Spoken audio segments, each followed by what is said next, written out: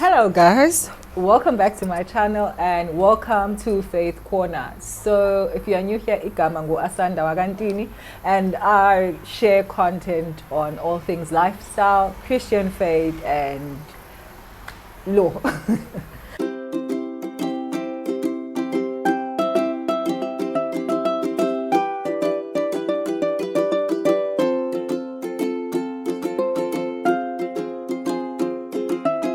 Today we are going to be looking at the issue of how sometimes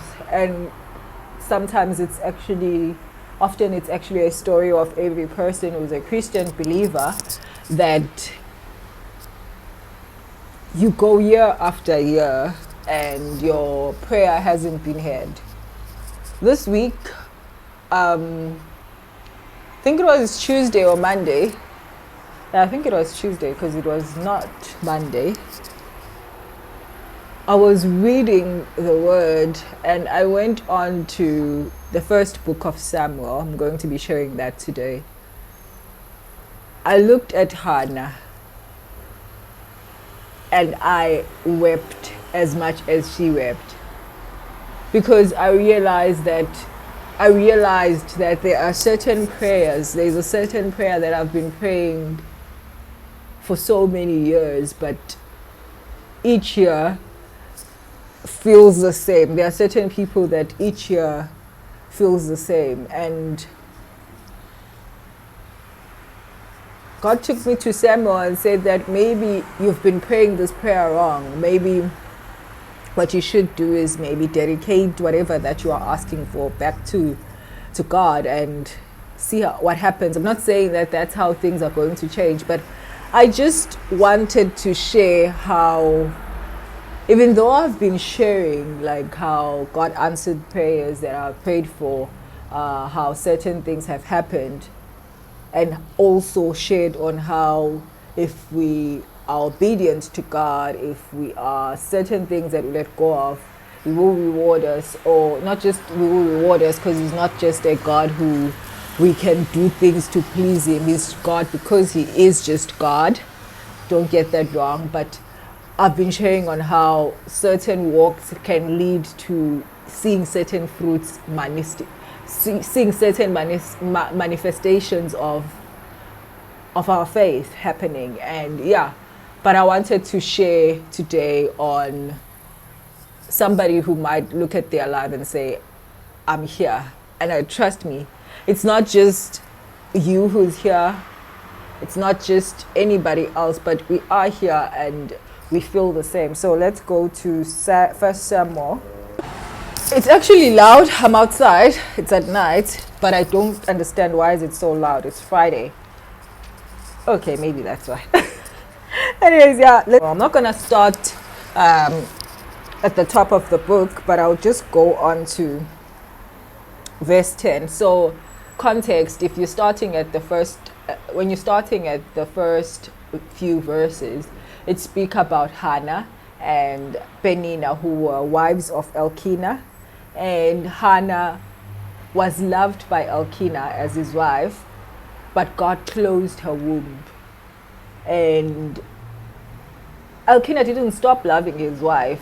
He would even give her double portions of food or whatever, and portions of whatever when they're going up to the mountain to sacrifice. But she still just doesn't have kids that she wanted from God.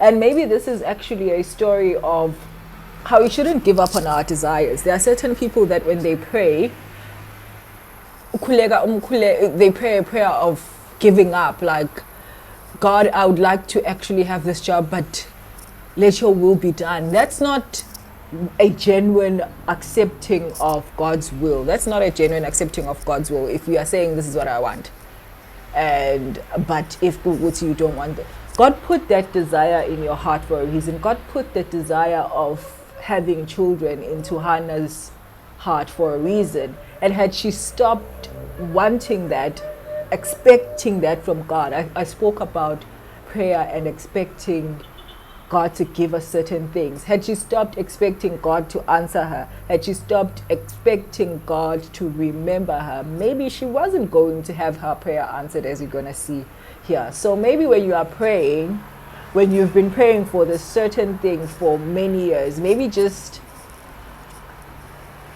when you are praying, don't pray like somebody who has not seen God before. Don't pray like somebody who has given up on God, but pray like somebody who's expecting and accepting and expecting that God is actually still able, that God is actually going to answer your prayer because He's God, because He remembers you. In 1 Samuel chapter 1 verse 9. So once they had finished eating and drinking in Shiloh, Hannah stood up. Now Eli the priest was sitting in a chair by the doorpost of the Lord's house.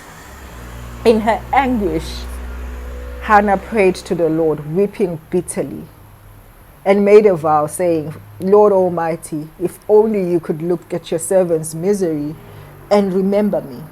Not forget your servant, but give her a son. Then I will give him to the Lord for all the days of his life. No razor will ever be used in his head. Notice how not just her vulnerability of her weeping before the Lord, but being honest of her need, being honest of her need to God. Maybe when you are praying, you are not honest with your need to God. I also even say this to myself, like when I'm praying for certain things, maybe I'm not honest with what I need from God. Be specific to God. God will answer you, and He says that He will give you all your heart desires as long as you delight yourself in Him. You could be delighting yourself in Him, but you are not honest about your desires. You are just generalizing when you are praying. Prayer is a war room. Prayer is a place of expectation. So maybe do that when you are praying, and also not to bargain with God, but not just to bargain with God, but show when you are praying, maybe ask God to show you your desire, the reasons why you would even want to have this thing and what you do with this thing. Hannah says that when you give me this child that I have been praying for, I will give him back to you. I will dedicate him to you. Maybe the reason why things are delaying could be the reason why you want them. Maybe you just want a job to boast to certain people, uphakamela certain people. Maybe that's the reason why it's getting delayed. But maybe if you are honest and maybe even ask God when praying, God, fix my heart and let me ask and want this thing for your glory. Maybe that's when it is going to answer it. And she kept praying to the Lord. Verse 13, Hannah was praying with her heart and her lips were moving, but her voice was not heard. Eli thought she was drunk, and he said to her, how long will you be drunk? Will you stay drunk? Put away the wine. Not so, my lord, Hannah replied. I am a woman who is deeply troubled. I have not been drinking wine or beer. I am pouring out my heart to God, to the Lord. Do not take your servant for a wicked woman. I have been praying out here out of my great anguish and grief. Eli answered her, go in peace, and may the God of Israel grant you what you've asked for. She said, may your servant find favor in your house. Then she will be sent her way. And she sent her away, and she ate something. Her face was no longer downcast. Here I notice how Hannah was praying without fear of what's happening, of people around her.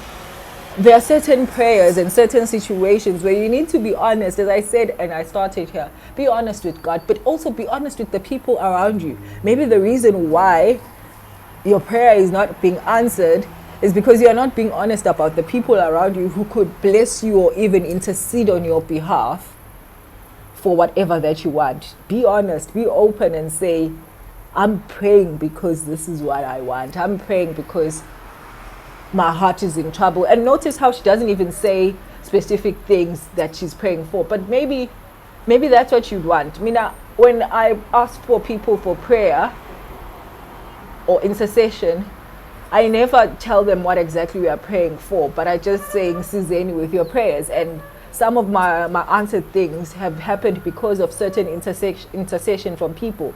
And maybe do that and be vulnerable. God will not answer you just for vibes. Maybe what he wants you is to be vulnerable. Maybe what he wants from you is for you to be honest and have, not just to him, but to people that could have the ability to pray for you.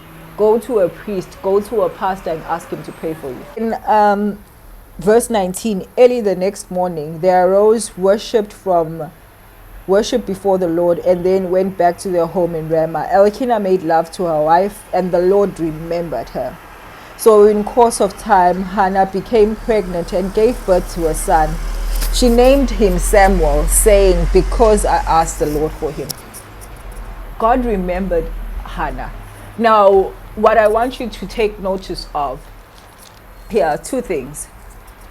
They had to obviously do what you do in order to have kids, which is to make love.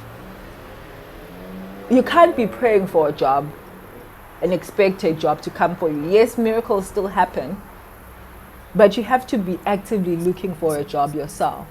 You can't be praying for a breakthrough on YouTube, Instagram, or wherever, but you've never even opened those apps. You have to actually start creating content there, interacting, whatever it is. You have to actually do whatever it is that you want. If you want a husband, praying for a husband, how are you going to get a husband sitting at home, locked up, and not even preparing yourself to be a wife? The Bible says that he who finds a wife finds a good thing. It doesn't say that he who finds a girlfriend or a good-looking woman finds a good thing. So in my interpretation, I always say that if it says that he who finds a wife, you should be somebody who's ready to be a crown, because the Bible also says that if you are praying for a husband, specifically this is for you, it says that you are a crown to your husband. It says that you would be found as a wife. So you won't be found not ready. If you are not ready to be a wife, if you are not preparing to be a wife, preparing yourself, doing things that would allow you to be prepared, working on your maturity, working on your spiritual growth, praying even for your husband that's not even there yet. If you are not doing those things, how are you going to get to a space where you are that thing that you want from God? That athlete that you want to win certain marathons. If you are not training, if you are not working hard, being a great performer, getting promotions at work, if you are not working hard and performing well, how are you going to get those things? So that's what I noticed here. And then what I further noticed there is to keep your promises that you made to God. If you said, when you give me this, I'm going to dedicate it to you, do that. Do that. When Hannah's son was born, he gave him back to God. You'd even see in the second chapter of here, he not only, as the chapter goes by, rather, he goes back to the priest and gives the child back in at the temple and says, I am the woman who was here. I am the woman who was here. I prayed for this child and the Lord granted me what I asked for. I want you to maybe work on your prayer life, because at some point, if you are serious about it and if you are asking God to help you to be serious about it, you might actually, like Hannah in verse 27 says that, I prayed for this child and the Lord has granted me. So now I give him back to the Lord. For his life, he will be given over to the Lord and he will worship the Lord here. Be honest and give back those things as you promised them when you were given, because some people pray for certain things but can't steward those things and have not been faithful to what they said they're going to do with those things. So with that said, read Samuel, 1 Samuel. I read it and I wept because I realized, Uguti, how much I need God in certain areas and how much I've not actually been vulnerable about how I want those certain things in my life. With that said, thank you so much for watching. I will see you on my next video. Bye.